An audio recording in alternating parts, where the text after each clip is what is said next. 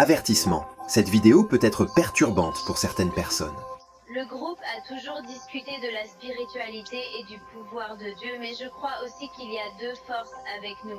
Nous avons notre Dieu sur lequel nous pouvons compter, mais il y a aussi un pouvoir sombre.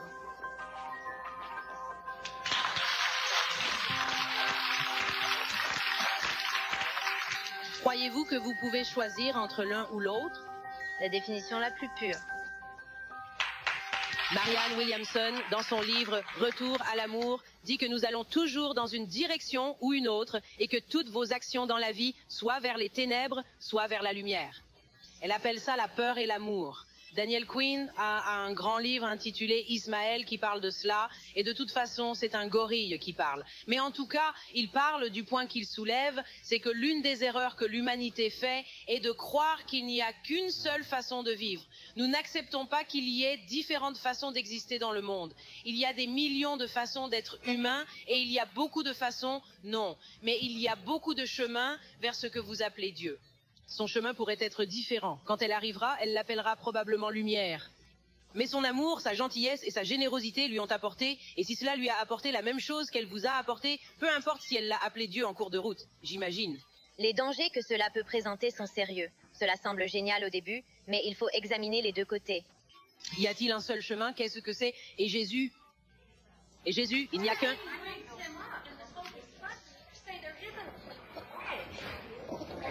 Il n'y a qu'un seul moyen, et il n'y a qu'un seul moyen, c'est là.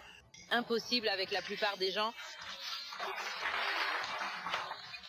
Vous dites que vous l'avez intellectualisé, et si vous ne croyez pas que vous avez tous cru au mensonge, vous dites non. Mais cela rend. Vous avez raison, vous pensez que si vous êtes quelque part sur cette planète, vous n'avez jamais entendu le nom de Jésus. Vous n'avez jamais entendu le nom de Jésus, mais vous vivez toujours avec un cœur d'amour. Vous vivez la vie que Jésus veut que vous viviez. Votre but de vie est le même pour lequel Jésus est venu pour nous enseigner. Mais vous êtes dans un endroit éloigné et n'avez jamais entendu le nom de Jésus. Tu ne peux pas aller au paradis, tu penses? Voilà. C'est également dans la Bible. Les gens en parlent. Dieu sait. Dieu se soucie-t-il de votre cœur ou si vous appelez son fils Jésus? Eh bien, vous savez, Oprah, Jésus ne peut pas revenir jusqu'à ce que l'évangile ne soit prêché dans les quatre coins de la terre. Donc tu ne comprends pas. D'accord, je ne peux pas discuter de religion avec toi. Ce n'est pas une religion. Avant de partager avec vous cette rare confession publique d'Oprah Winfrey sur la raison pour laquelle elle a rejeté sa croissance chrétienne, je dois d'abord dire ceci. Il n'y a pas d'autre nom parmi les hommes que le nom du Seigneur Jésus-Christ pour nous sauver. Vraiment, il y a trois choses que tout le monde dans ce monde doit savoir, et c'est celle-ci. Jésus-Christ est le chemin, la vérité et la vie. Pourquoi est-il le chemin? Parce que parmi tous les chefs religieux de ce monde, parmi tous les présidents et premiers ministres, parmi tous les gourous, parmi tout ce que ce monde peut cracher, il n'y a qu'un seul qui vit une vie sans péché, et c'est le Christ. C'est le créateur de l'univers dont nous parlons, cet immense Dieu enveloppé dans la peau, la chair et les os.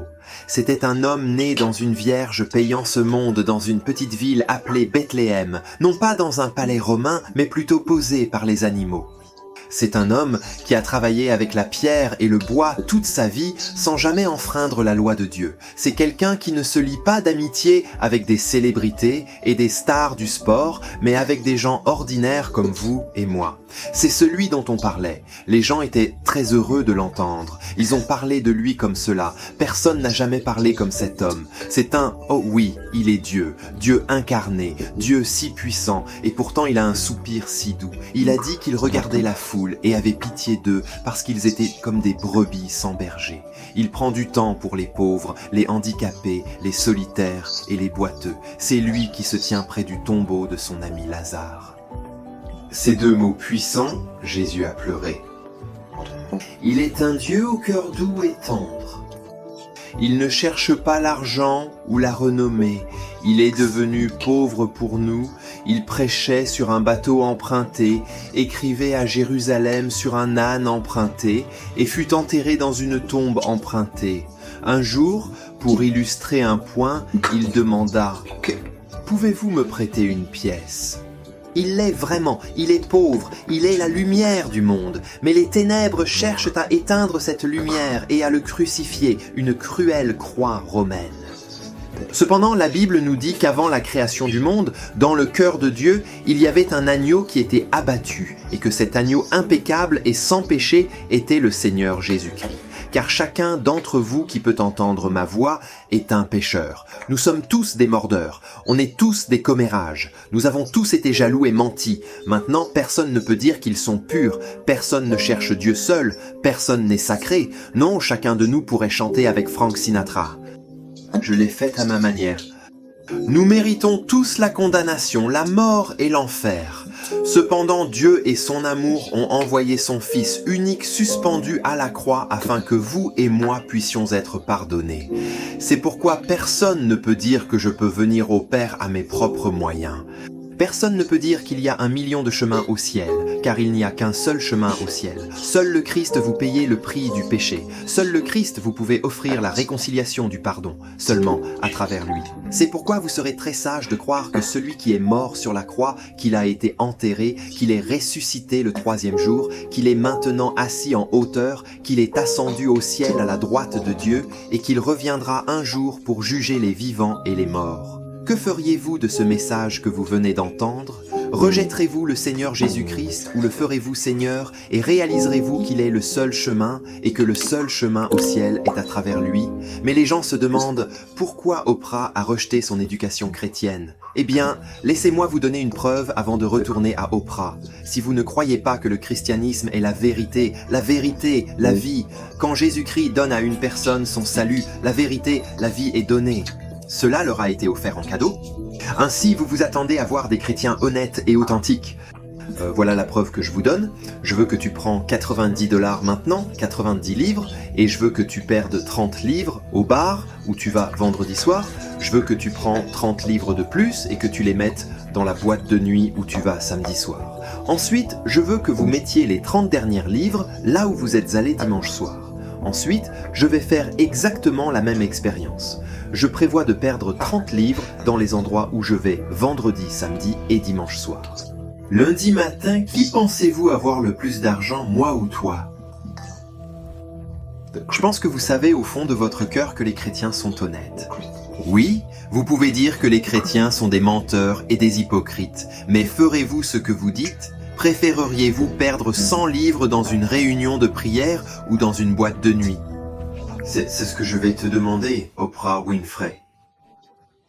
Cela a vraiment ouvert mes yeux sur une nouvelle façon de penser, une nouvelle forme de spiritualité qui n'est pas toujours en accord avec les enseignements chrétiens. Ma question est donc pour vous, Oprah, comment réconciliez-vous ces enseignements spirituels avec votre foi chrétienne? Oui. Je me suis réconciliée en ouvrant mon cœur à l'immensité indescriptible de ce que nous appelons Dieu. J'ai sorti Dieu de la boîte parce que j'ai grandi dans le baptisme où il y avait des règles, vous savez, des systèmes de croyances et des doctrines. J'étais assis dans une église quand j'avais 20 ans. Je vais à une église où vous devez être à 8 heures du matin, sinon vous ne trouverez pas de place. Et il y a un pasteur très charismatique. Tout le monde vient juste, vous savez, de se lancer dans le sermon. Ce grand pasteur prêche à quel point Dieu est grand, omniscient et omniprésent. Dieu est tout. Il dit, l'Éternel, ton Dieu, est un Dieu jaloux. Tu sais, j'étais plongée dans l'extase de ce moment jusqu'à ce qu'il dise jalousie. Il m'est venu à l'esprit, je pense à 27 ou 28 ans, et je pense que Dieu est tout, que Dieu est omniprésent, que Dieu est tout. Dieu aussi est jaloux. Dieu est jaloux de moi. Cela me faisait me sentir mal parce que je croyais que Dieu était l'amour et que Dieu était dans toutes les choses. C'est à ce moment-là que la recherche de quelque chose au-delà de la doctrine a commencé à s'éveiller en moi. Oprah, je sais que tu es l'une des femmes les plus célèbres du monde, donc je ne pense pas que ce message t'atteindra, mais s'il y a la moindre chance, il te parviendra. Je dois dire que ce Dieu n'est pas jaloux de toi. La Bible dit en fait qu'elle nous dit la vérité sur qui vous et moi sommes vraiment. La Bible nous appelle poussière et cendre. Parfois, on dit que nous sommes des bugs. Alors pourquoi est-ce un Dieu vaste, incommensurable et puissant ? Pourquoi devrait-il être jaloux des cendres de poussière et d'insectes comme toi et moi? Il ne l'est pas. Mais quand la Bible dit que le Seigneur ton Dieu est un Dieu jaloux, cela signifie, Oprah, que bien que nous soyons de la poussière et des cendres, bien que nous ne soyons rien, Dieu est jaloux de notre amour. Dieu ne veut pas que nous nous agenouillions et l'adorions parce qu'il a besoin de nous.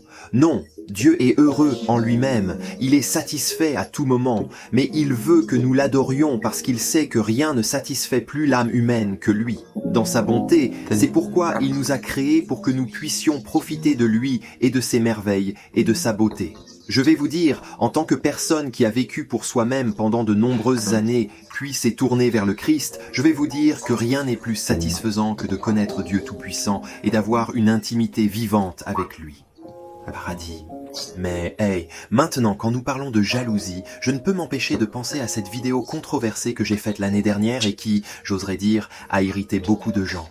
Si vous étiez parmi ceux qui ont été agacés par cette vidéo, reviendriez-vous en arrière et la regarderez-vous à nouveau pour vous assurer que vous ne manquez pas la fin, parce que j'ai divulgué toute la raison de la vidéo. Je pense que vous me comprenez mal. S'il vous plaît, abonnez-vous si vous ne l'avez pas déjà fait. Pour les abonnés, j'apprécie vraiment une autre opportunité de vous parler de ce qui est le plus important pour moi, qui est le Seigneur Jésus-Christ. Merci d'avoir regardé et Dieu bénisse tous.